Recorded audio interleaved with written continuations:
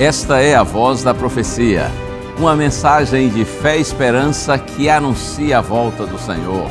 Alegre-se, porque ainda dentro de pouco tempo, aquele que vem virá e não tardará.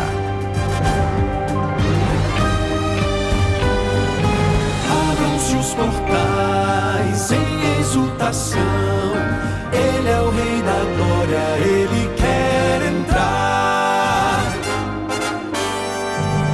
Hoje em sua vida, em seu coração, falta pouco tempo, só um pouco mais, Ele deve virar, deve virar, deve virar, deve virar,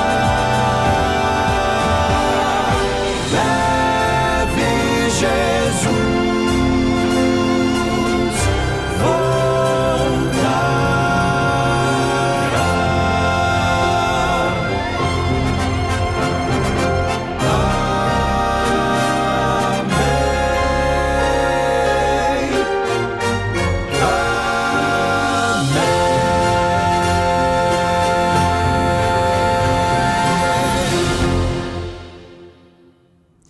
No profeta Jeremias, capítulo 17, verso 7, está escrito assim: Bendito aquele que confia no Senhor e cuja esperança é o Senhor. Ou sim, é feliz todo aquele ou toda aquela que confia no Senhor e coloca a sua esperança no Senhor. Porque o Senhor não falha, o Senhor não engana, o Senhor não é limitado.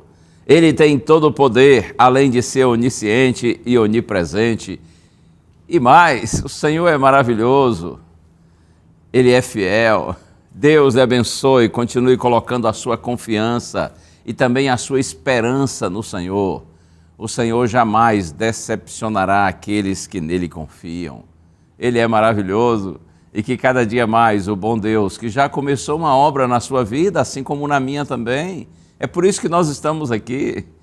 Eu estou pregando para você e você está com seu coração aberto para ouvir. Nós estamos aqui, estamos juntos, porque o Senhor já começou uma obra em nossa vida. De alguma maneira, o Espírito Santo já está nos atraindo para Deus, nos conduzindo para o Senhor. Vamos permanecer e permitir que Ele siga fazendo essa obra até que esteja completa. E a obra vai se completar quando nós estivermos face a face com o nosso Salvador. Essa obra já iniciada pelo Espírito Santo em nossa vida será concluída quando Cristo voltar em glória e nós tivermos o privilégio de vê-lo face a face. A partir daí, nós estaremos juntos para sempre com o nosso Senhor. Esta é a grande esperança, esse é o grande sonho de todos aqueles que amam a Deus, que estudam a Santa Bíblia, creem na sua palavra. Um dia, conforme o quarteto Arautos do Rei acabou de cantar, nós estaremos todos juntos na presença do Senhor, porque Jesus breve virá para buscar os seus filhinhos. Deus lhe abençoe. E eu já tenho aqui nas minhas mãos esta revista, a revista Esperança Entre Família. Esse aqui é um material lindo, precioso, preparado aqui na Rede Novo Tempo de Comunicação com muito carinho para ser uma bênção na sua vida. E o próprio título já diz, né? Entre família. O assunto aqui está relacionado à família, relação conjugal, relacionamento com os nossos filhos, como que nós podemos blindar a nossa família diante desse mundo cheio de armadilhas, cheio de insinuações para o mal, inúmeras tentativas de destruir nossa casa, nossa relação familiar, como nós podemos proteger, blindar a nossa família, para que nós vivamos segundo o ideal de Deus e assim não sejamos atingidos pelo mal. É isso aí. Estudando essa revista, você terá todas essas preciosas orientações. Tem mais uma coisa legal, então, também sobre a revista que eu queria lhe apresentar. Veja bem, em todos os estudos, logo aqui no comecinho do estudo, tem um QR Code. Vou mostrar para essa câmera de cá. Tem um QR Code que você pode ver que você... Isso, está bem aqui, ó. Tá vendo? Nesse cantinho aqui. Você aponta a câmera do seu celular para esse QR Code e aí você é conduzido para videoaulas com Darleide, reflexões com a Darleide Alves, nossa querida Darleide Alves, que apresenta aqui o consultório de família, também o programa Entre Família. Além de você ter o conteúdo da revista, você ainda tem esse encontro com a Darleide através dos vídeos. Chique, não é? Muito legal. Peça a revista, nós vamos enviá-la diretamente para você. O telefone está aí, 0 operadora 12 21 27 31 21. Você liga para a gente, fala com os nossos atendentes para que eles possam anotar os seus dados. Outra opção é você mandar a mensagem pelo WhatsApp, número 12 98244 4449. A revista chega gratuitamente às suas mãos. E é claro que essa bênção é possível graças aos nossos anjos da esperança, que são pessoas que voluntária e sistematicamente contribuem de maneira financeira, de forma financeira, para que a Novo Tempo possa enviar esses materiais para você sem custo nenhum. E assim a gente avança, a gente prossegue realizando a obra de Deus e acreditando que logo, logo, aquele que vem virá e não tardará. Ouça agora o Quarteto Arautos do Rei cantar, glorificar a Deus com essa canção suave, porém muito profunda. Ouça, refletindo, Arautos do Rei, enquanto ele não vem.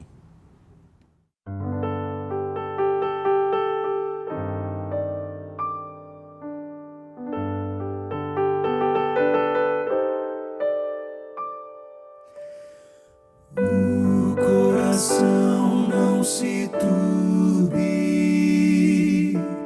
crede sempre em Deus, crede em mim. Há mansões na casa de meu Pai e vou preparar-vos um lugar.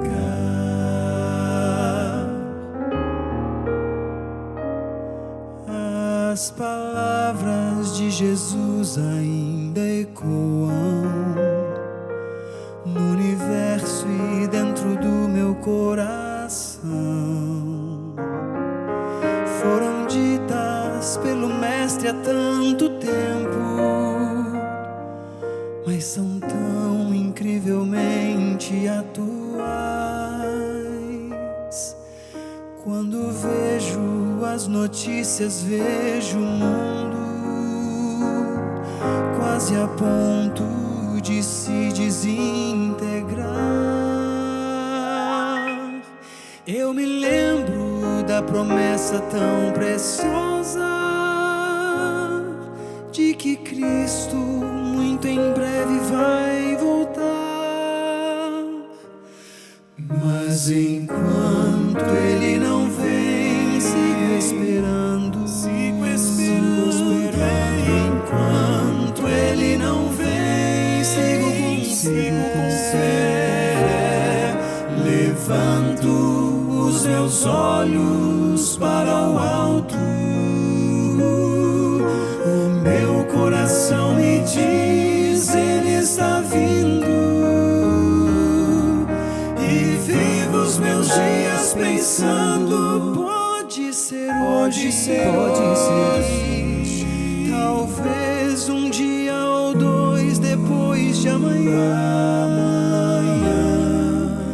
O que importa saber é que Ele volta e vem pra recolher os que já são seus.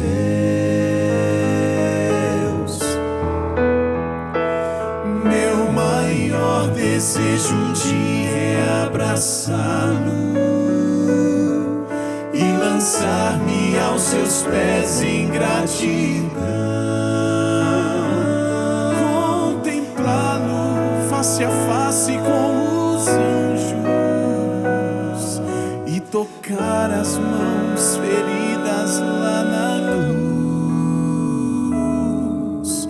Quando penso que esse dia está chegando,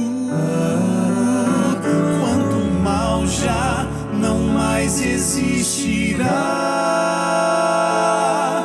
eu me animo e renovo as minhas forças certeza de que o céu será meu lar. Mas enquanto ele não vem, sigo esperando. Enquanto ele não vem, sigo com fé. Levanto os meus olhos para o alto. Meu coração me diz, ele está vindo. E vivo os meus dias pensando, pode ser hoje. Talvez um dia ou dois depois de amanhã. O que importa saber é que ele volta e vem pra recolher os que já são seus. E vem pra recolher os que já são seus.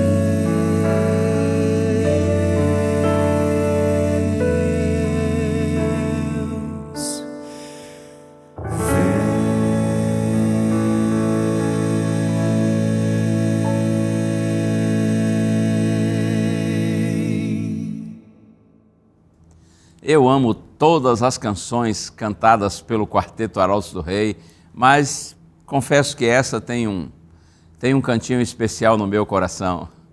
É uma mensagem muito profunda, muito linda, não é? Ao mesmo tempo que é suave, fala tanto ao nosso coração. É assim mesmo. Não se desanime. Não deixe que nada nesse mundo tire de você a bendita esperança de que nosso Senhor Jesus Cristo está no controle da história e na hora certa Ele virá. A gente não sabe se, como diz a música, né? Um dia ou dois depois de amanhã, mas o fato é que na hora certa Ele virá. Ele vai cumprir sua promessa, porque o Senhor é fiel, não se desanime. Talvez você esteja passando aí por dificuldades, esteja sofrendo por alguma razão e você fica assim meio tristezinho, tristezinha. Olhe para Jesus, segure na mão dele pela fé e confie que no momento certo nosso Senhor virá e quando Ele se manifestar, conforme a sua promessa, Ele enxugará dos nossos olhos toda lágrima. Aliás, Ele vai enxugar até as lágrimas escondidas, aquelas que a gente não mostra para ninguém, mas que estão aí, né?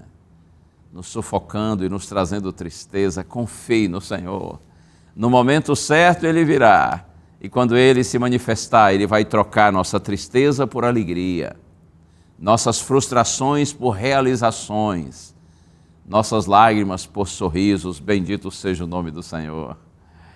E aí, você já pediu a revista Entre Família? Se não pediu, peça agora. Aproveite o intervalo que nós vamos ter de alguns minutinhos e você solicita a revista de acordo com as instruções que você está vendo aí na sua tela, seja através do telefone ou através do WhatsApp. E agora nós vamos para o intervalo e na sequência você já viu o tema aí de hoje. Fé exercida, bênção recebida. Que história é essa? Espera que eu já lhe conto. Oh, glória! Deus seja louvado! A mulher obedeceu porque reconheceu que aquela palavra veio de Deus. Nesse mundo de pecado, maldade e injustiças, mesmo os que são fiéis a Deus, que o colocam em primeiro lugar, estão sujeitos a sofrimentos, tristezas, a perdas. Se ao caminhar por campos e florestas, escuto as aves belas.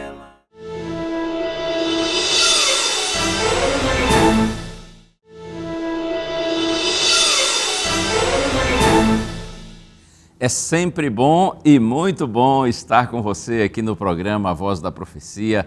Você que está mais perto da gente aqui, talvez no estado de São Paulo, na região sudeste do Brasil, ou mesmo você que está um pouquinho mais distante nos estados do sul, ou quem sabe no centro-oeste, no norte, ou no meu querido nordeste, seja onde for. Muito obrigado pelo carinho de sua audiência e, é claro, um abraço também para todos os amigos que nos acompanham do exterior. Graças a Deus, com o desenvolvimento tecnológico, nós podemos alcançar pessoas nas mais diferentes partes do mundo. Eu fico encantado de ver quanta gente nos acompanha da Oceania, da Ásia, partes mais distantes aqui do Brasil, mas também da Europa, né?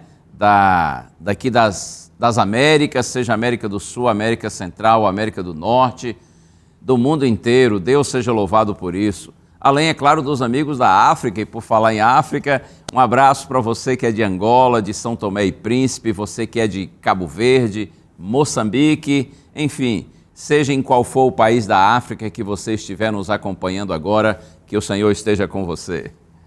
Vamos orar juntos? Pense em Deus comigo. Pai querido, pedimos agora que vamos refletir em Tua palavra a unção do Teu Espírito, para que todos possamos compreendê-la. Oramos humildemente, Senhor, em nome de Jesus. Amém. Muito bem. Nosso personagem bíblico de hoje, em realidade, é uma mulher, é uma senhora. Normalmente nós pensamos, quando citamos mulheres da Bíblia, via de regra são mulheres israelitas, mulheres que pertenciam ao povo de Deus no passado, pessoas que confiaram em Deus, como, por exemplo, Sara, Joquebede, Ana, a mãe de Samuel, sobre a qual nós pensamos há poucas semanas, Esther, Maria, mãe de Jesus. No entanto, hoje eu quero pensar com você na história de uma mulher estrangeira e anônima. Sim, ela não era israelita e o seu nome também não é mencionado na Bíblia. Era desconhecida pelos homens, mas vista e conhecida por Deus. Nosso Deus, que tudo vê, tudo sabe, a todos acompanha. Deus vê a todos em todos os lugares. Ele é o Deus de todos os que o buscam, onde quer que eles estejam. Apesar dessa mulher ser estrangeira e anônima, esta senhora teve a honra de ser citada por Jesus.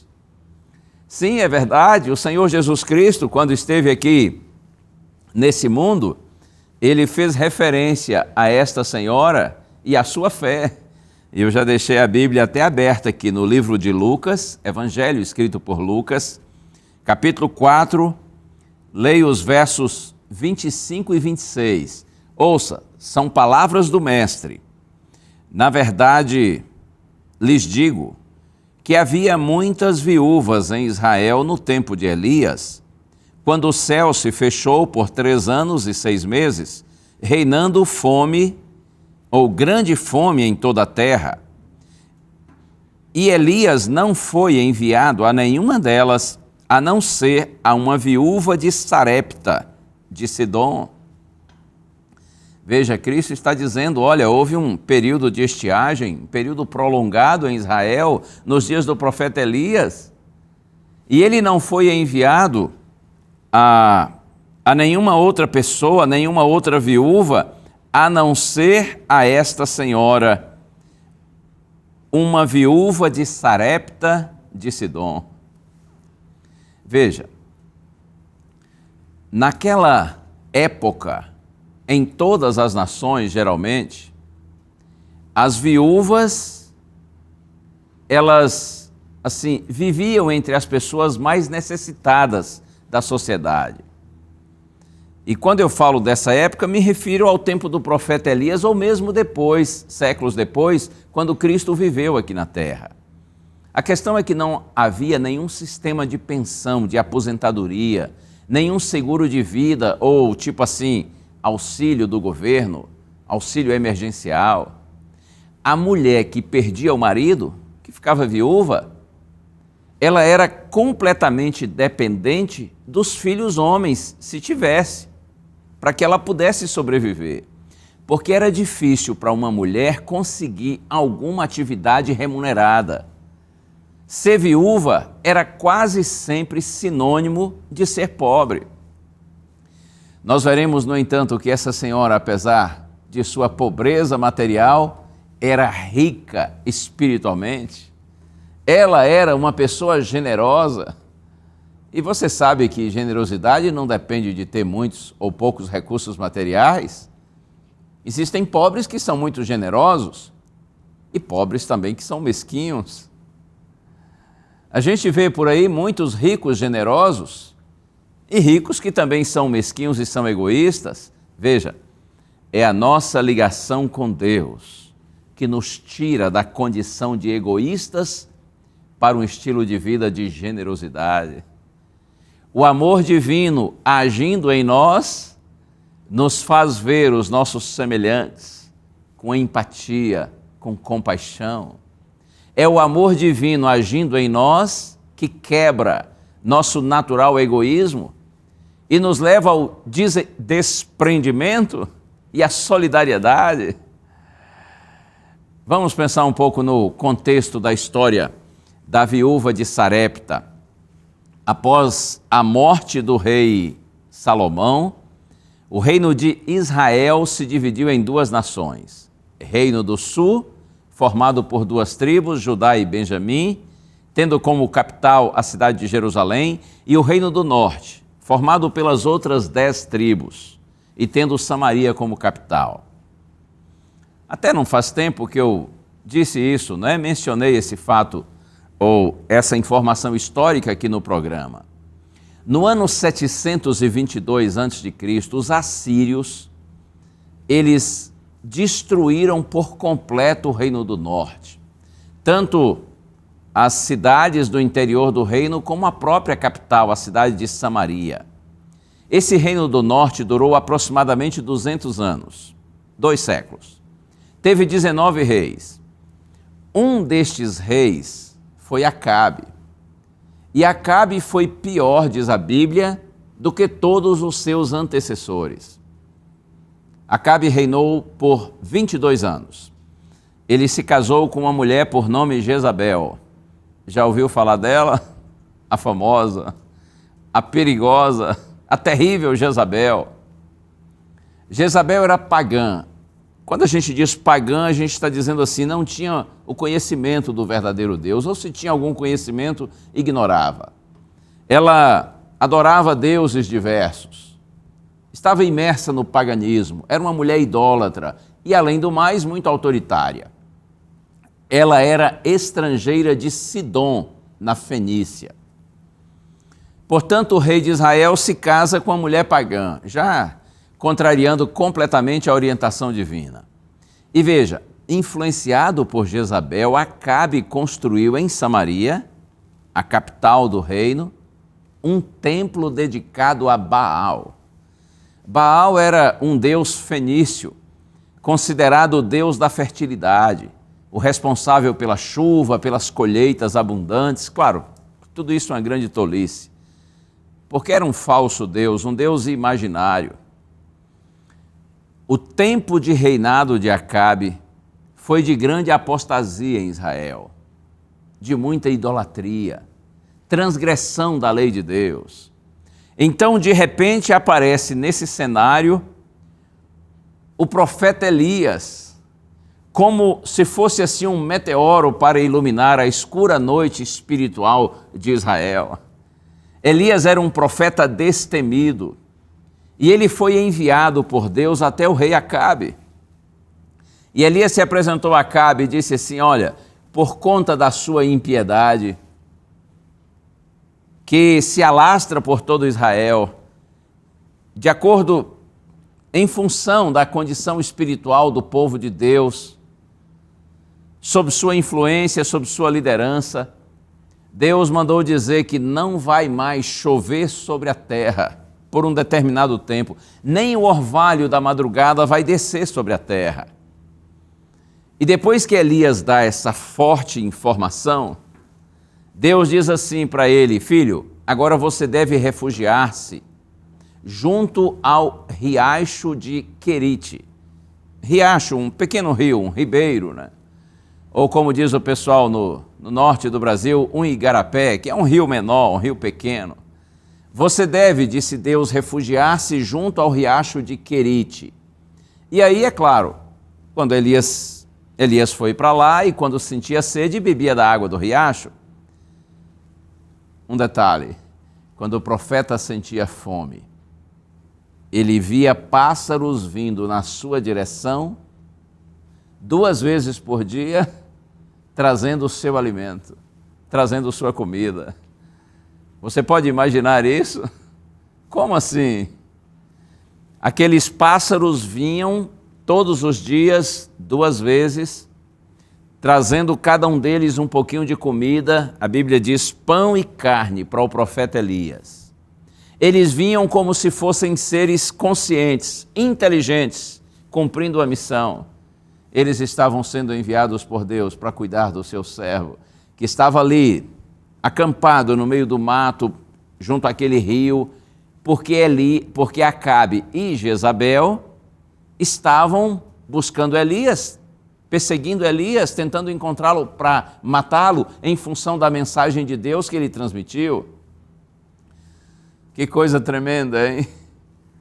Eu fico imaginando quando esses pássaros vinham na direção de Elias trazendo comida para ele, o coração do profeta se enchia de louvor e gratidão a Deus. É o Senhor cuidando de mim. Você já viveu alguma situação assim parecida, onde você percebeu o cuidado de Deus por você? Não sei que situação você vivia, não sei se era necessidade de alimento, uma situação financeira adversa, não sei se por um problema de saúde, ou quem sabe Deus livrou você de algum acidente, não sei que situação, mas já houve na sua vida algum momento em que você sentiu o cuidado pessoal de Deus por você? Como é maravilhoso isso! Bom, a Bíblia diz na sequência da história que houve um momento quando a água do riacho se secou e aí veio uma nova orientação divina. E eu quero ler para você essa orientação que está aqui. Primeiro livro dos Reis, capítulo 17. Vou ler agora os versos 8 e 9. Busque aí na sua Bíblia. Primeiro livro dos Reis de Israel, capítulo 17, versos 8 e 9. Está escrito assim: Então a palavra do Senhor veio a Elias dizendo: Levante-se e vá a Sarepta, que pertence a Sidom, e fique por lá. Ali ordenei a uma viúva que dê comida para você. Deus disse: quando a água do riacho se seca, levante-se agora e vá a Sarepta, que pertence a Sidom, e fique ali. Eu ordenei a uma mulher viúva que dê comida para você. Eu imagino que nessa hora Elias deve ter pensado assim: como? Sarepta? Sarepta era uma cidade costeira na Fenícia, distante apenas 14 quilômetros de Sidom, que era a terra de Jezabel, aquela que lhe perseguia. Como assim? Eu vou para a terra de Jezabel? E mais, Deus está dizendo que uma viúva vai me ajudar. Como eu disse, normalmente se pensava em viúva como uma pessoa pobre, e essa para a qual Elias foi enviado era muito pobre.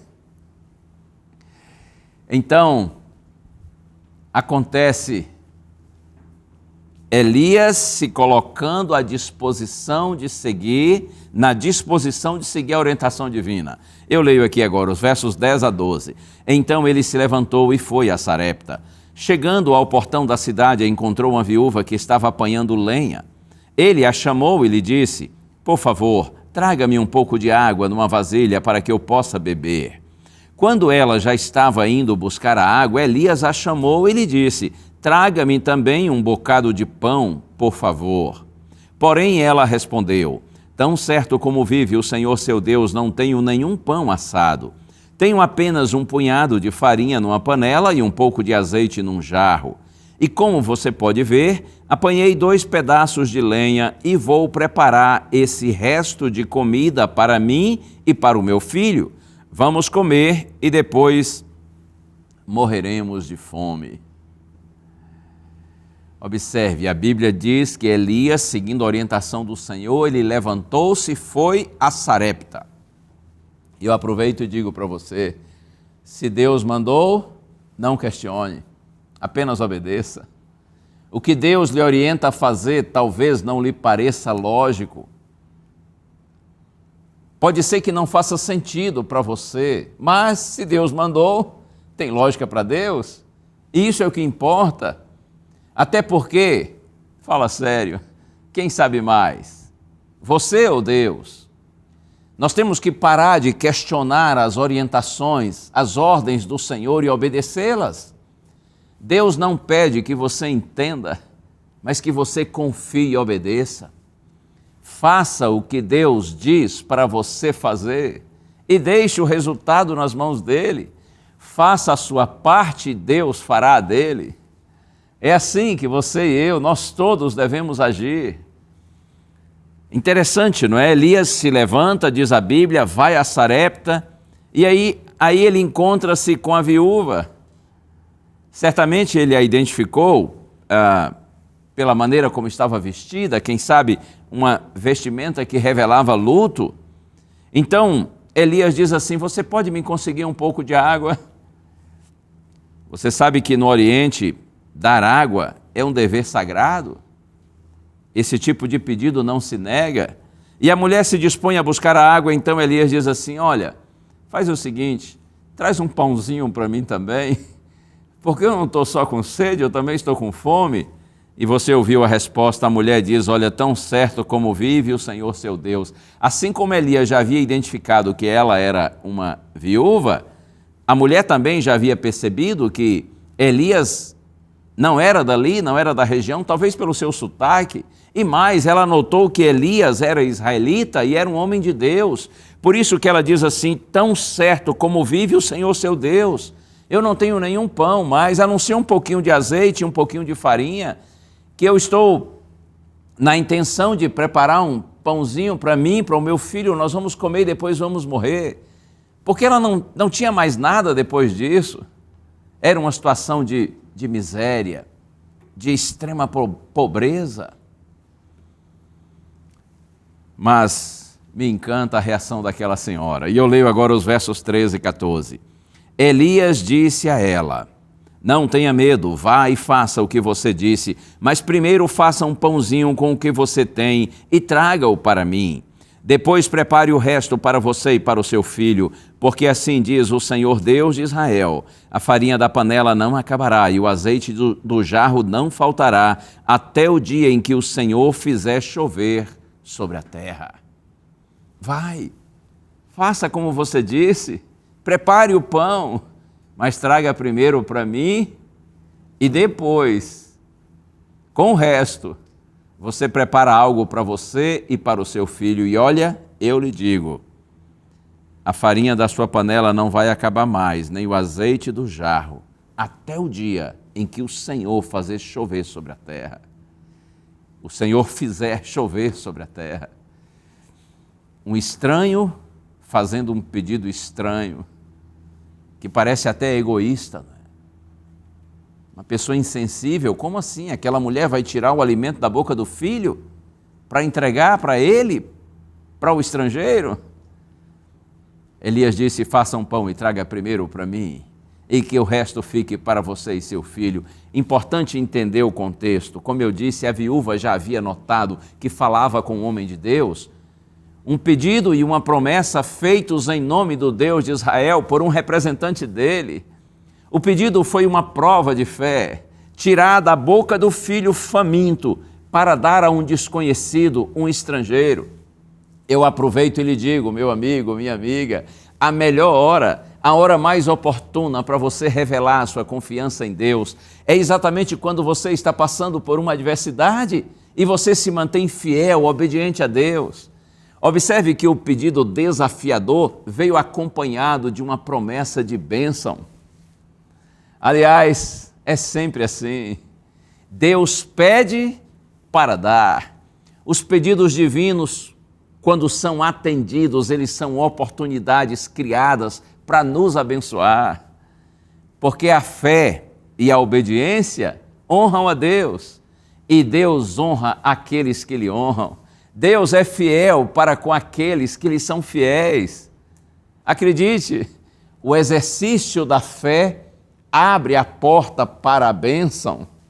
Lembra que Jesus disse, Mateus 6,33, depois dele falar sobre a ansiedade e nossas preocupações materiais, com o que comer, com o que vestir, Jesus disse assim: busquem em primeiro lugar o reino de Deus e a sua justiça, e todas estas coisas lhe serão acrescentadas.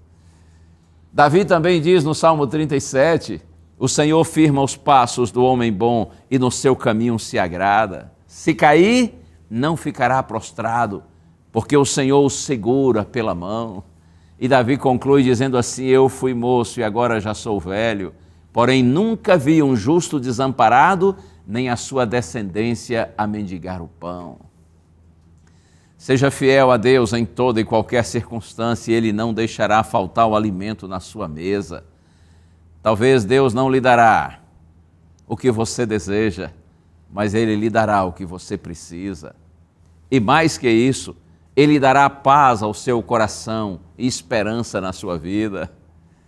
Eu gosto das palavras de Paulo que estão em Filipenses 4, verso 19. Ele diz assim: e o meu Deus, segundo a sua riqueza em glória, há de suprir em Cristo Jesus tudo aquilo que vocês precisam. Vamos ver o que diz a Bíblia na sequência? Primeiro livro dos Reis, capítulo 17, agora versos 15 e 16. A viúva foi e fez segundo a palavra de Elias. Assim comeram ela e a sua casa durante muitos dias. A farinha da panela não acabou, e o azeite do jarro não faltou, segundo a palavra do Senhor anunciada por meio de Elias. Oh, glória! Deus seja louvado! A mulher obedeceu porque reconheceu que aquela palavra veio de Deus. Interessante, veja bem, quando Israel se desviava de Deus para Baal, na terra de Baal, uma mulher adorava o Deus de Israel. Ela era uma crente no verdadeiro Deus, apesar de não ser israelita. Nunca havia tido os privilégios, o conhecimento e as bênçãos que o povo de Deus desfrutava. No entanto, procurava andar na pequena luz que brilhava em seu caminho. Oh, que lição para mim e para você! Deus tem seus filhos preciosos em todos os lugares, em todas as épocas, todas as culturas e mais em todas as religiões e até fora delas. Deus tem aqueles que andam em toda luz que sobre eles brilha.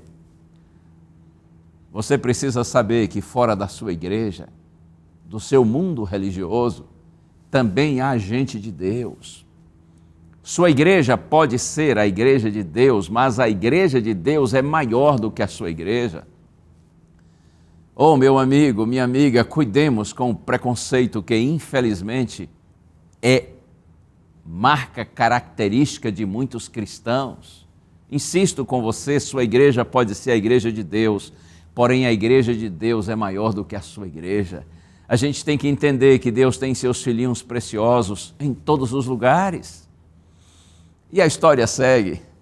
O desafio foi feito por Deus, foi obedecido pela viúva, a promessa divina foi cumprida, só bênção. Aí não faltou mais nada, não faltou alimento, tudo parecia muito bem, até que a situação muda. Quer ver aqui?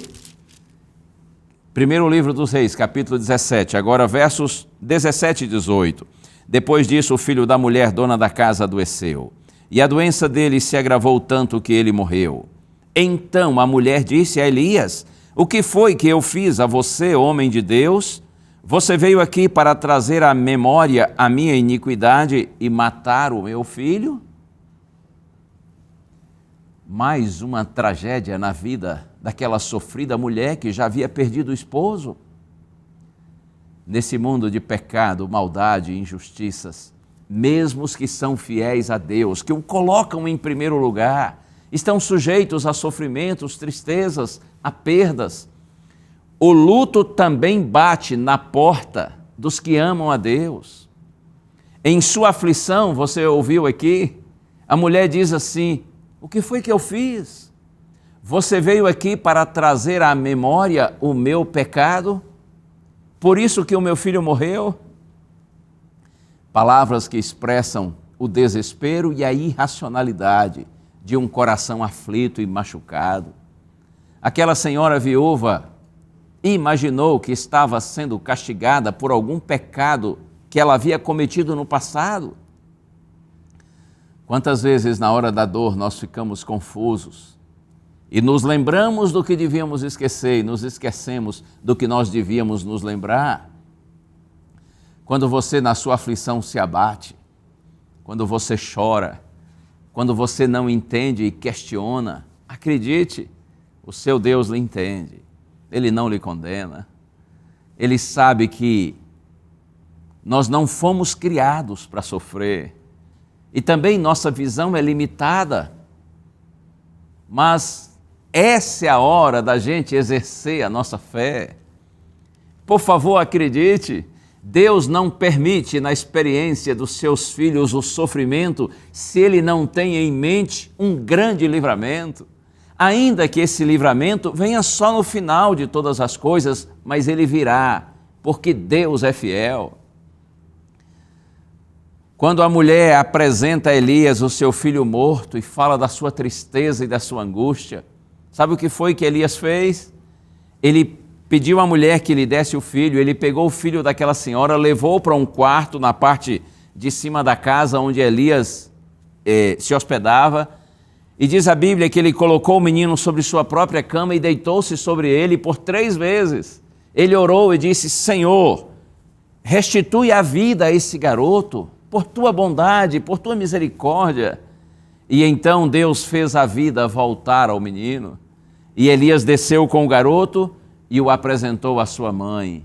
E ele disse assim: veja, senhora, o seu filho está vivo. E a mulher, numa explosão de louvor, de gratidão a Deus e de gratidão a Elias, ela disse assim: eu sei que você é um homem de Deus e que as palavras que estão na sua boca são palavras verdadeiras. Mas eu quero frisar esse ponto, quando Elias diz assim para aquela senhora: aqui está o seu filho vive. Ei, um dia, todas as mães cujos filhos viveram e morreram confiantes em Cristo ouvirão essas palavras. Eu sei que estou falando agora para algumas mães que têm no coração a dor de ter perdido um filho ou uma filha. Um dia, pela graça do Senhor, você ouvirá essas palavras: mãe, o seu filho vive, a sua filha está viva. Um dia o Senhor lhe dará, minha querida irmã, essa alegria. Ele dará a você, meu querido irmão, você que é pai, sente tristeza por um filho ou uma filha que você perdeu. Um dia o Senhor lhe dirá assim: o seu filho ou a sua filha vive. Porém, até que esse dia chegue, até que o bem vença o mal, até que a vida vença a morte, até que o grande conflito chegue ao seu final, nós ainda estamos nesse mundo confuso, perigoso e inseguro.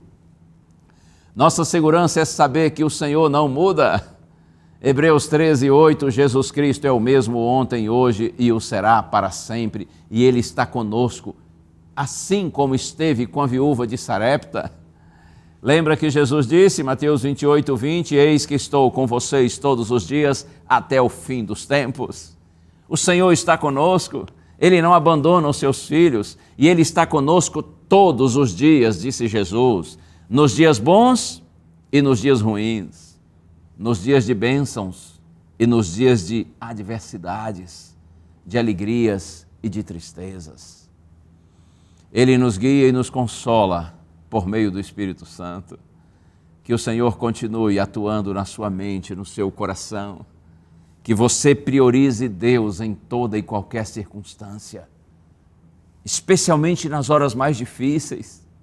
Seja fiel a Deus, no muito ou no pouco, na alegria ou na tristeza.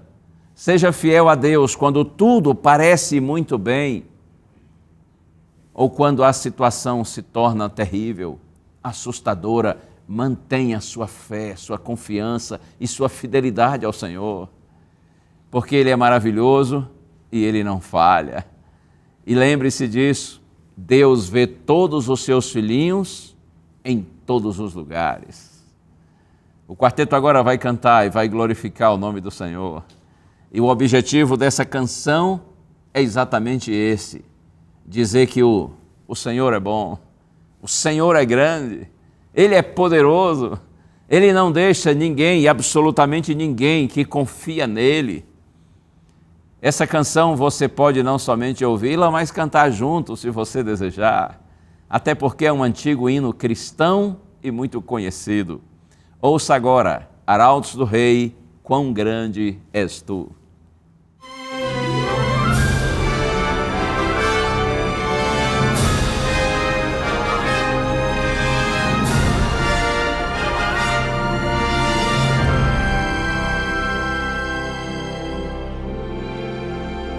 Senhor meu Deus, quando eu maravilhado fico a pensar nas obras de tuas mãos, estrelas mil a cintilar no espaço, o teu poder em manifestação. Então minha alma canta-te, Senhor, quão grande és tu, quão grande és tu. Então minha alma canta-te, Senhor, quão grande és tu, quão grande és tu.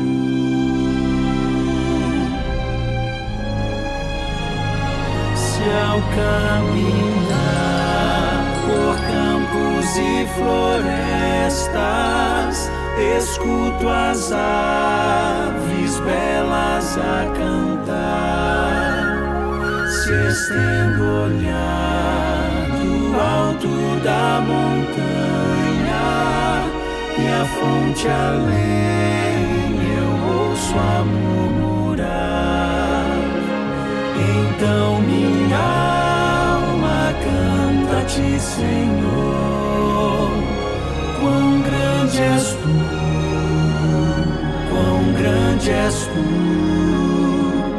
Então minha alma canta-te, Senhor, quão grande és tu, quão grande és tu.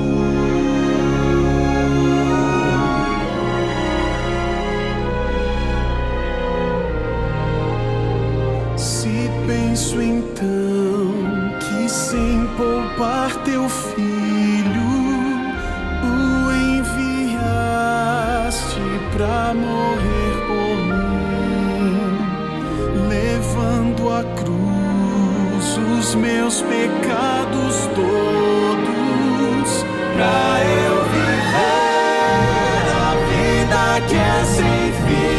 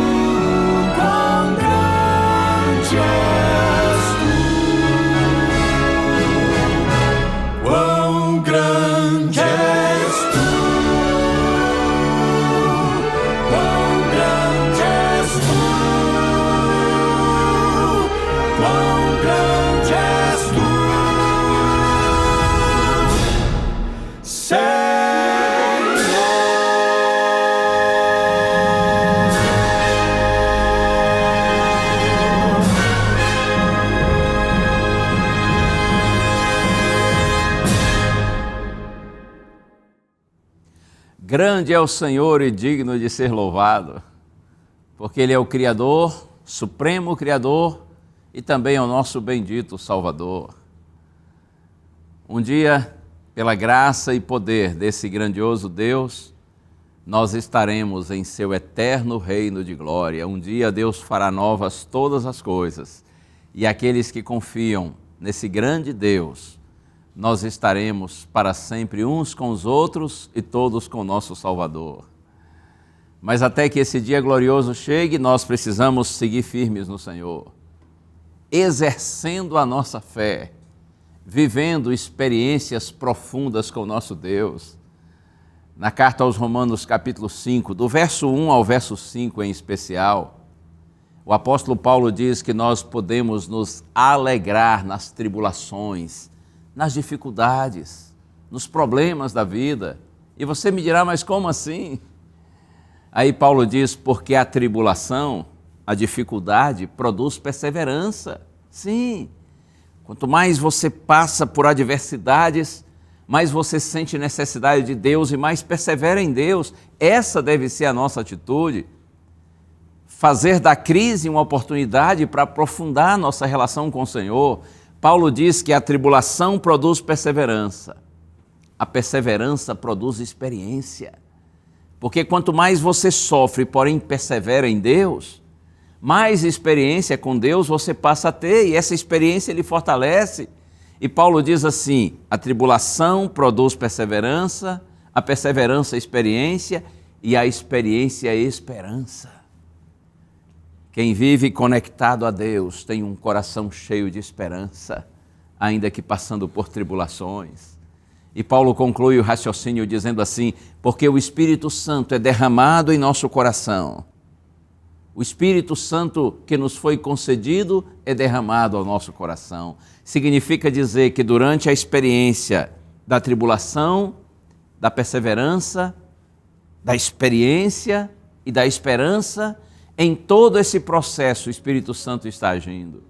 O amor de Deus é derramado ao nosso coração por meio do Espírito Santo. Deus não deixa você sozinho quando você passa por adversidade. Se você prioriza Deus, coloca Deus no centro da sua vida, você não tem o que temer, porque o Senhor está com você.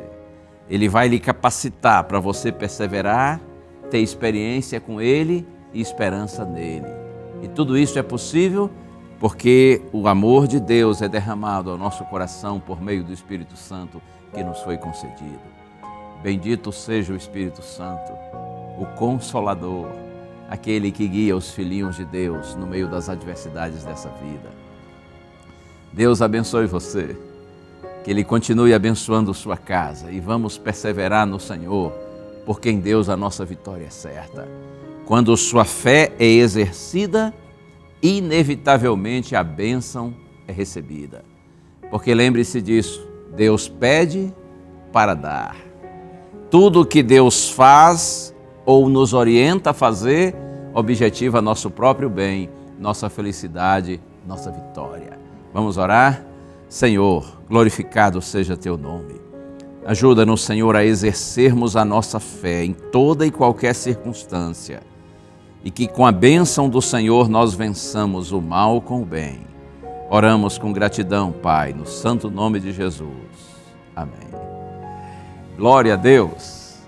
Que o Senhor continue abençoando você e toda a sua família. Viva a fé, exerça a fé e receba a bênção de Deus. Assim terminamos mais um programa A Voz da Profecia, lembrando que a voz é nossa, mas a palavra é de Deus. Um abraço, meu amigo, minha amiga. Tchau.